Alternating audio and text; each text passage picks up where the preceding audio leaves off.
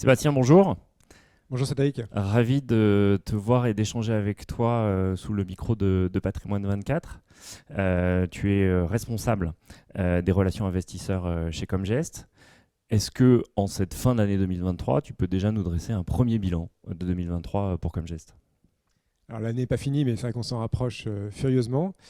Ouais, c'est une année, je pense, à chaîner avec 2022, où 2022, c'était le grand retour de l'inflation et des taux d'intérêt, qui est, d'un point de vue fondamental, pour nos sociétés en portefeuille dans l'ensemble, ça a été une bonne nouvelle, un accélérateur de croissance bénéficiaire.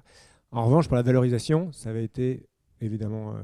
les taux pénalisent tous les actifs risqués, dont les actions, et peut-être encore un peu plus les actions de qualité de croissance. Donc ça avait été une baisse, mais tant que les fondamentaux étaient là, on était assez confiant. Et 2023, ça a été la démonstration. Il y a eu ces bénéfices.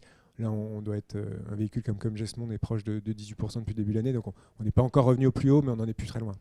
Le rebond a fonctionné. Voilà.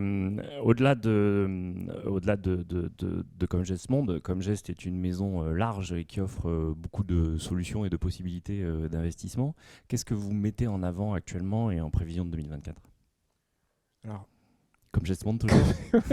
un peu comme tous les ans, c'est comme Gesmond. Tu nous rappelles la taille de Comgest Monde? De comme Gesmond Mm. Comme Gesmond, c'est 2 milliards 3 d'actifs. La stratégie action internationale chez Comgest, c'est dans les 5 milliards.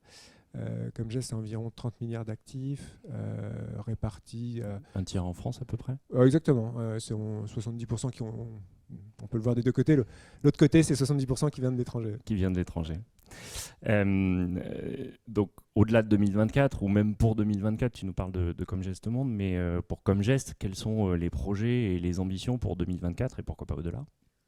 Continuer à essayer de faire du bon boulot.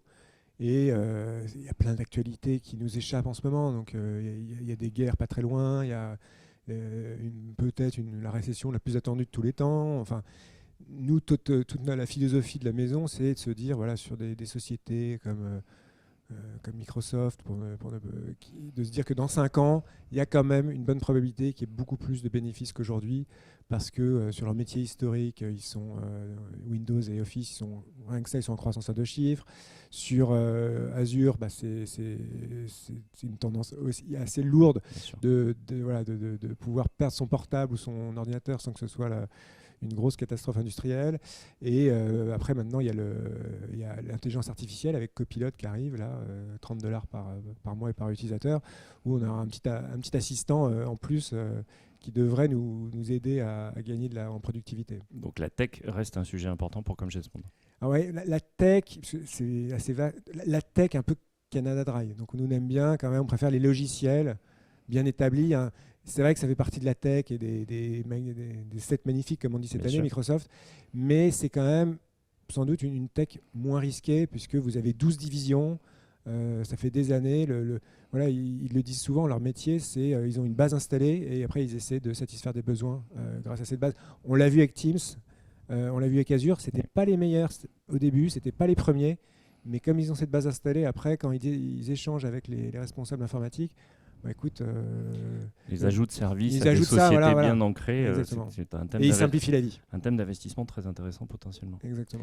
Que veux-tu rajouter sur Comgest pour les années à venir?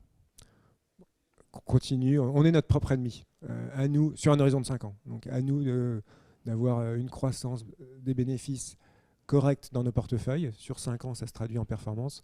Et si c'est le cas, tout le monde sera content. Merci Sébastien pour cet Merci échange. Cédric.